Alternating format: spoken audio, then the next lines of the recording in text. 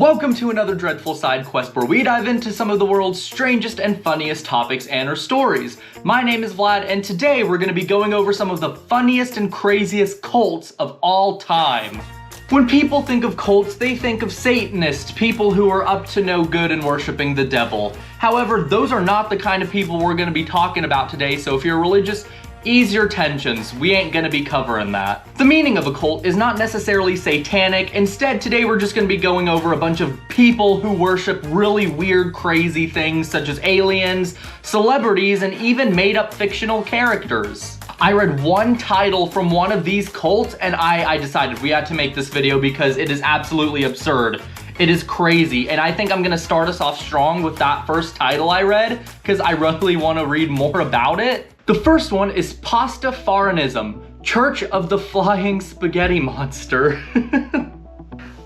There's actually no way I'm about to start reading about a flying spaghetti monster. That is crazy. This can't be serious, can it? This cult can't be serious. Worshipping a flying spaghetti monster. I'm asking too many questions. We just need to dive in and find out for ourselves. Founded by Bobby Henderson in 2005, Pastafarianism began as a response to the Kansas School Board's decision to teach intelligent design alongside evolution. Henderson argued that if intelligent design was to be taught, then his own creation theory should be equally valid. Good point, Bobby. That is a good point. However, there are some things that are just so absurd and so just completely unbelievable, such as a flying spaghetti monster, that it becomes invalid, you know? I mean, at the end of the day, if you want to worship that, like, go for it, you know? But people are gonna give you the side eye, and I don't want you to sit there and wonder why they're doing that when you're over here eating your plate of spaghetti, hoping that the great spaghetti monster shows up, you know?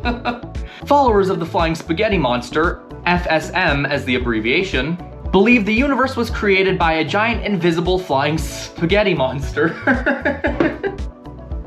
Because the Pastafarians can never prove that their spaghetti monster really exists.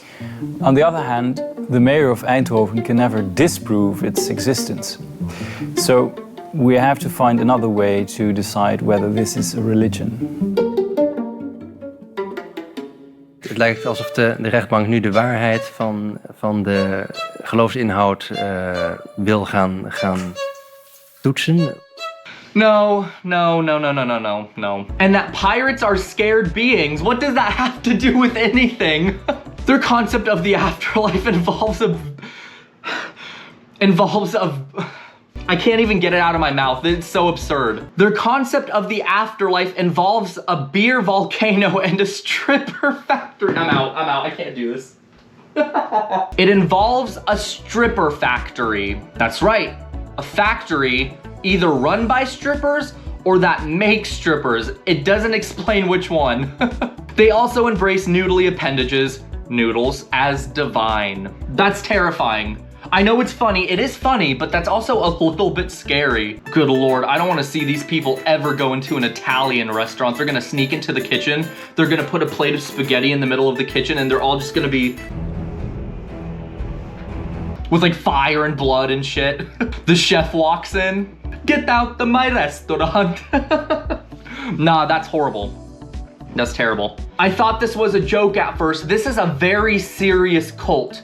They ain't playing around. Like, they actually believe this is a thing, and I don't know what to say. Like, I really don't. The faith-scared texts and dogma mock organized religions, scientific ignorance, and the absurdity of creationism. I really would like to, I'm really diving into this way too much now. I don't know why I'm diving into it this much. How do you even begin to worship a spaghetti monster? Mind you, these are also very small, unknown cults, so there's very limited information on these things that I'm very upset about because I really want to know, like, what were you doing? Like, what happened one day for you to be like, you know what?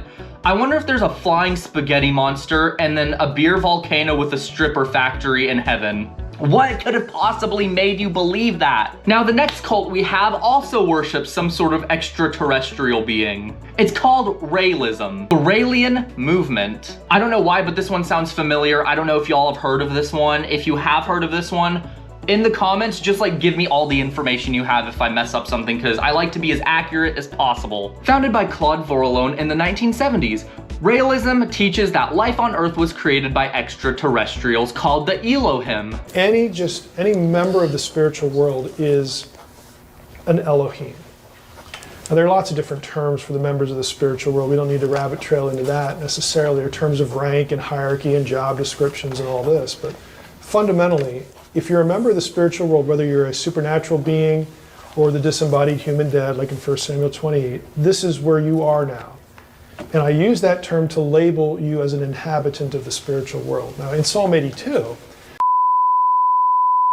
Claude claims he was contacted by these aliens and sent a message to save humanity from self-destruction. We're already headed in that direction. Y'all hear about that asteroid that's gonna hit Earth in like 2034? Maybe it might hit Earth. The odds of it hitting are going up. It went from like 1%, now it's at 3%, so we might be doomed anyway. According to realism, humanity was created through genetic engineering by the Elohim, who were scientists from another planet. They believe in reincarnation and advocate for universal love, peace, and scientific knowledge. They also hold the ridiculous belief that humans will one day be resurrected by the Elohim in perfect bodies. Okay, I have no idea what an Elohim looks like because I've not done the edits yet, but I'm gonna put up a picture like right here.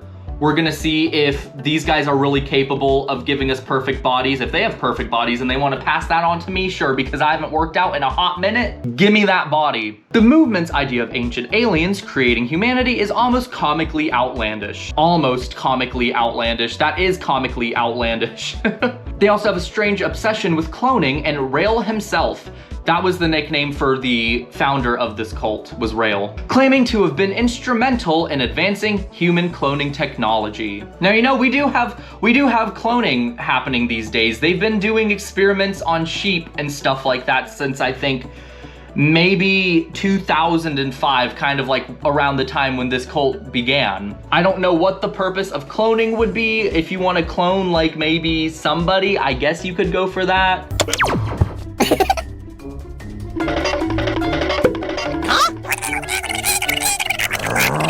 But like, what would be the use of it? I'm not too sure. Do I want another me on this planet? Absolutely not. No, we don't need more of that.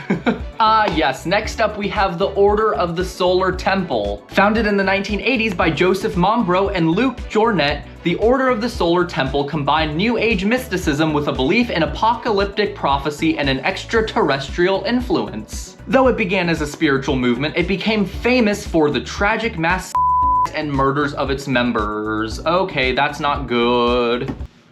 That's not good. This cult feels a bit more culty. It's not a silly spaghetti monster, and it's not whatever the last one was. I literally already forgot what it was because that's how insignificant, ooh, I just burped. How insignificant and crazy it is. The group believe that they are destined to survive the coming apocalypse and be taken to another planet by aliens or a solar temple. They incorporated a mishmash of Christian and esoteric teachings, believing in a coming new world order and the need for purification. Okay, I want to talk about the apocalypse for a minute, a topic everybody has talked about before. I'm curious as to what our apocalypse is gonna be. Like, I don't want it to happen while I'm alive, but I want to know what it might be. Would it be aliens? Maybe it's lizard people living under the streets, or mole people. Despite the tragic end, the cult's bizarre mixture of mystical symbolism, secrecy, and apocalyptic behavior makes it seem more like a bad science fiction movie than a legitimate movement. Facts. Facts right there. It does sound like a really bad science fiction movie. Actually, I'd watch that. Hollywood, you might be looking for your movies in the wrong place. So let's talk about the next one on this list. I'm sure you guys have seen It's the Great Pumpkin, Charlie Brown. I know this is not where you thought this was going at all. I know, because I did not think it was going this way either. This is insane. But it's the cult of the Great Pumpkin. This cult is centered around the belief that the Great Pumpkin, a giant pumpkin who lives in the pumpkin patch, will one day rise up and bestow blessings upon true believers. Now I'm gonna ask you a very serious question. Very serious, and I want you to be honest with me. Are you a true believer of the Great Pumpkin? Inspired by the Peanuts comic strip's Halloween special, which was also turned into a short movie, this cult is mostly an ironic and comical critique of religious beliefs. Followers await the arrival of the Great Pumpkin to grant them eternal blessings, and they gather around the pumpkin each Halloween to celebrate. The sheer ridiculousness of attributing divine power to a pumpkin is what makes this cult so amusing, especially given that it's based on a children's TV special. Honestly, if I had to join a cult, I would join this cult. I would crack a cold one with Charlie Brown. Wait for the Great Pumpkin, get down and dirty on the dance floor. That's, hey, I mean, sign me up. Honestly, I'm just convincing myself even more at this point. This one right here might be more absurd than the Great Pumpkin because it is cargo cults. This is a very open-ended line of cults. It is strange, this belief. It is very strange, and I'm excited. I want to read more about these people. Cargo cults are a collection of religious movements that emerged during and after World War II, especially in the South Pacific. They are centered around the belief that material wealth, cargo, or packages will be delivered to them by spirits or supernatural beings. Actually, that'd be sick. Amazon who? I could have like Mothman dropping off my Amazon packages for me. That'd be sick. Or maybe a ghost. I see a package floating down my street. Oh, that's my quadruple pack of men's large underwear. Thank you. The most famous cargo cult is the John Froome cult on the island of Tanna in Vanuatu, which worships an American figure named John Froome, believed to be a US serviceman, as a god. I actually think that's kind of sweet. Okay, so this is a guy who I guess exists in real life. I guess, why would they make up a fictional character named John Froome? That's like the most boring name ever. So I'm assuming this guy's real, and I think that's kind of sweet that they worship this guy. He was a US serviceman, worked in the military. Yeah, of course. I mean, sure, worshiping is a little much, but I mean, you're paying your respects to this dude, and I think that's a pretty good deal right there. They believe that the US military will bring them cargo or packages or consumer goods if they perform rituals such as building mock runways at airports. Now, obviously, this cult was denied access to build runways at airports because, I mean, if somebody came up to me and explained to me that they worship somebody by the name of John Froome and that they had to build a runway, I would be like, go take a Benadryl or something and take a nap because that ain't right. Something's wrong up there.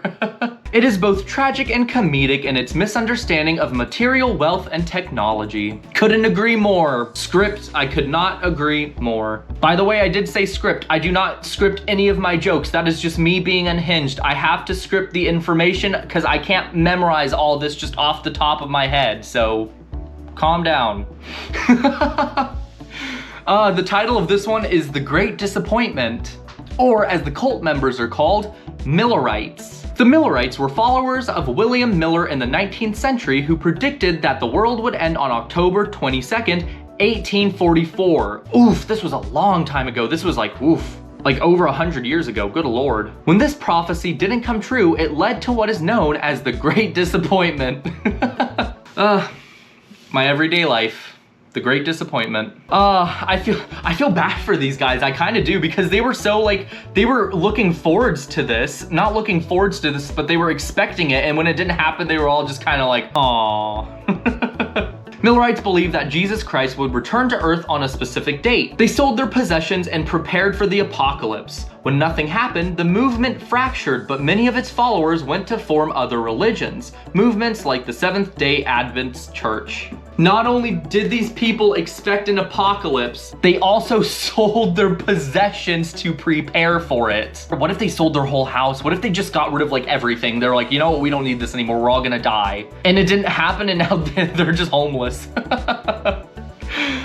That would really suck. I'd be really upset as well. The hilarity lies in complete failure of the prophecy, with members waiting for the apocalypse, only to be left in confusion and embarrassment. The Great Disappointment is an iconic moment in the history of apocalyptic movements. There's some crazy people out there who are like ready for the apocalypse. Honestly, I couldn't even call you crazy. I could just call you prepared. Some rich people out there have spent like millions, sometimes billions of dollars on like bunkers that they have installed underneath their house, like mega mansions just sitting underneath their house, say the apocalypse were to happen someday.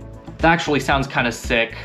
I'm kind of jealous now. Next up, we have the family, Children of God. Founded by David Berg in the late 1960s, the family, later known as the Children of God, was a Christian cult that became infamous for its unorthodox beliefs about sex, salvation, and prophecy. The cult's teachings involved apocalyptic visions, sexual liberation, including the practice of flirty fishing. I really hope that has nothing to do with like actually like having sexual relations with fish. I'm praying that's not what that means. Where members were encouraged to engage in sex to recruit others. Okay. That's still terrible. That's awful, but at least it wasn't fish. Ooh, that would be weird though. Like if you're like doing it and then you're done and your partner leans over to you and just like whispers in your ear, "Come join our church, we'll take real good care of you." I'd be out. I'd be terrified. I wouldn't know if I should join the church or if I was about to get murdered. That's also just straight up disrespectful to Christianity, I think. Oh, that's terrible. Members also believed in the literal return of Jesus Christ, but only after a period of social decay. But that's one thing you don't do. You don't bring sex and religion into the same boat. You don't do that because that'll make things so unbelievably awkward and you will want to just melt away. I would just pass away if that happened. I'd go into cardiac arrest. Don't be doing that. Okay, all right, here we go. This next one is called the Church of the Subgenius. Maybe this cult leader is smart. Maybe he will put things into perspective for us, like in a way that we can understand. The Church of the Subgenius is a parody religion that satirizes religion, consumerism, and authority. The cult was founded in the 1950s by Ivan Stang and Philo Derman, who created a fictitious god named J.R. Bob Dobbs. The name, All Hail Bob Dobbs. Yeah, I was gonna rip on that for a minute. That's kind of catchy. Hold on. All Hail Bob Dobbs. Okay, yeah, that actually sounds kind of sick. He was depicted as a happy pipe-smoking man. Yes, I love this cult. I would love to worship a happy pipe-smoking man. That sounds sick. I'm gonna be real with you. That sounds sick. Members of the church believe that Bob is the true god of slack, and that by embracing slack, a state of ease, nonchalance, and relaxation, they can escape the oppressive demands of society. It gets better. It literally gets so much better. These are people who literally just want to chill out and relax for a little bit and worship a chill dude who smokes pipes. There's not one thing in that sentence I said that I don't like. I love this cult. And I did not think I would ever be saying that. The cult mocks traditional religious structures and even claims that a cosmic battle between good and evil is being fought with Bob at the helm. A whole alien civilization or something is like landing. They whip out Bob. Oh, he would take them all out. He'd kill every alien. He would take Judgment Day and give everybody a happy life. Bob just seems so wholesome. I like Bob. I like this Bob figure. I was really curious, so I started looking into this a little bit more. They have a straight up book about their cult on Amazon. Do I buy it? Do I buy this book and then we go over it? Should we do that? I think that should be a video. I really do. Okay, it's only $18. I'm buying it. But that's where I'm gonna wrap up the video. Thank you guys for watching. I appreciate it so much. Y'all bless me. I hope you guys learned a little bit about these strange cults. I also hope you learned that not all cults are evil and satanic. Some can also be very lighthearted and fun. So next time somebody comes up to you and says that they're in a cult, don't jump to conclusions. Listen to them, try to understand where they're coming from, unless they start talking about Satan and sacrificing fetal pigs. In that case, maybe find new friends or a new person to talk to. But I love each and every one of you. Don't forget to like, comment, subscribe as usual, and I will see you guys in the next video.